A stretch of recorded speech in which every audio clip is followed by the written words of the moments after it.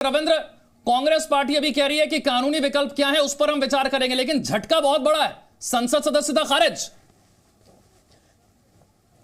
बिल्कुल, आज देखिए कि कल कोर्ट का फैसला आया था और राहुल गांधी आज संसद में आए थे और उसके बाद आज ही लोकसभा स्पीकर की तरफ से या लोकसभा सचिवालय की तरफ से यह नोटिफिकेशन जारी हुआ कि उनकी सदस्यता कल से जो नियमों के अनुसार है, जैसे ही कोर्ट का फैसला आया उस दिन यानी 23 तारीख से ही उनको डिस्क्वालीफाई किया गया वायनाड से। तो एक बहुत बड़ा झटका न सिर्फ राहुल गांधी के लिए बल्कि पूरी कांग्रेस पार्टी के लिए, और सबसे बड़ी बात है जो विपक्षी दल की एकता जो दिख रही थी उसके लिए है। और सरकार ने वो फैसला लिया है। हमारी अभी बातचीत हुई है बड़े केंद्रीय मंत्री से, उन्होंने कहा कि इसमें सरकार का कोई रोल नहीं है। जो कानूनी प्रक्रिया है, जो राहुल गांधी के सरकार यानी मनमोहन सिंह के सरकार ने जो फैसला लिया था 2013 में, उसका ही जैसा किए वैसा भोगे हैं। और 2013 में जो उन्होंने फाड़ा था, जो लालू यादव को बचाने के लिए जो 5 साल किया जा रहा था उसे 2 साल तक रखा था, उस 2 साल के जो अवधि का अब राहुल गांधी पर ही भारी पड़ रहा है। कहीं ना कहीं कांग्रेस के भी कई लोगों से बात हुई जो ऑफ द रिकॉर्ड कर रहे थे कि अगर उस समय राहुल गांधी मान जाते,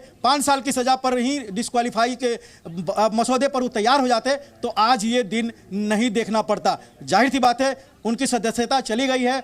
ऊपरी कोर्ट में जो उच्च स्तरीय कोर्ट है वहां पर अपील करने की पूरी आज़ादी है। सरकार के कई मंत्रियों का कहना है, बीजेपी करना है कि वो अपील कर सकते हैं, लेकिन जो कन्विक्शन था उस पर रोक नहीं था। ये कल से ही सरकार और बीजेपी के कई बड़े नेता कहना था, उनके सेंटेंस पर रोक लगाई थी, लेकिन जो कन्विक्शन था 2 साल की जो सजा थी उस पर रोक नहीं थी। और कानून के अनुसार जो 8-4 जनप्रतिनिधित्व कानून को जो सुप्रीम कोर्ट ने नल एंड वाइड किया था उसके अनुसार वो डिस्क्वालीफाइड हो गए कल ही। ठीक है अरविंद, मैं आपके पास आ रहा हूं। अरविंद मेरे साथ जुड़ गए। अरविंद फैसला लिया, रवि के पास पहले चलते हैं। अरविंद, रवि जरा इस नोटिफिकेशन का पूरा अर्थ समझाइए। 2 साल की सजा और उसके बाद 6 साल तक चुनाव भी नहीं लड़ पाएंगे राहुल गांधी। रवि,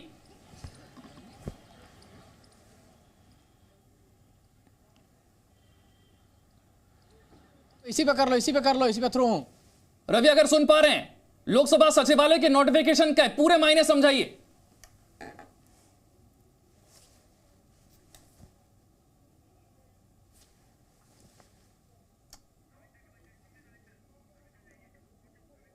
रविंद्र के पास एक बार फिर से चलते हैं। रविंद्र, बड़ा झटका है, 6 साल चुनाव भी नहीं लड़ पाएंगे। बिल्कुल, ये नियम कानून मनमोहन सिंह के सरकार के समय बनी थी और बीजेपी के बड़े मंत्रियों का भी कहना है कि उन्होंने अपने ही प्रधानमंत्री के उस समय सम्मान नहीं किया था और उस ऑर्डिनेंस को फाड़ दिया था। और आज जब प्रधानमंत्री नरेंद्र मोदी है उनका भी सम्मान नहीं कर रहे हैं, तो जैसा किए वैसा भोगे। हालांकि जो कानून है डिस्क्वालीफाइड हो गए, अगले 6 साल तक चुनाव नहीं लड़ सकते अंटिल की जो सुप्रीम कोर्ट का प्रावधान है, जो फैसला आया था उसमें जब तक सुप्रीम कोर्ट तक कोई फैसला नहीं आ जाता है तब तक वो डिस्क्वालीफाइड रहेंगे, 6 साल तक चुनाव नहीं लड़ेंगे। यानी इसका अर्थ है कि अगर सेशन कोर्ट में जाते हैं, निचली अदालत में जाते हैं, सेशन कोर्ट में जाएंगे, हाई कोर्ट में जाते हैं, अगर जो निचली अदालत का जो फैसला है उसे ही बरकरार रहता है तो वो डिस्क्वालीफाई हैं, वो चुनाव नहीं लड़ेंगे। लेकिन अगर सुप्रीम कोर्ट इस फैसले को पलट देता है तो उनकी डिस्क्वालिफिकेशन खत्म हो जाएगी, वो चुनाव लड़ेंगे। और कांग्रेस के जितने रणनीतिकार हैं, क्योंकि अभी बता दें कि जो केंद्र सरकार का एक बहुत बड़े मंत्री कहना है कि हमारे पास तो वकील हैं, लेकिन कांग्रेस के पास तो बहुत बड़े बड़े वकील हैं जो कोर्ट में बहुत सी बड़ी बड़ी बातें करते हैं। अब वो समझे कैसे इसके बचाव करेंगे। तो कहीं ना कहीं सरकार की नीयत साफ थी कि जो कानून है उसका पालन होना चाहिए। बचाव अब राहुल गांधी करना है, कांग्रेस को करना है। ठीक है रविंद्र, सुब्रमण्यम स्वामी इस वक्त हमारे साथ जुड़ गए हैं। सुब्रमण्यम स्वामी जी, एक बड़ा झटका है और जो सजा सुनाई गई उसके बाद 2 साल की सजा और फिर अब 6 साल चुनाव भी नहीं लड़ पाएंगे। हाँ, ये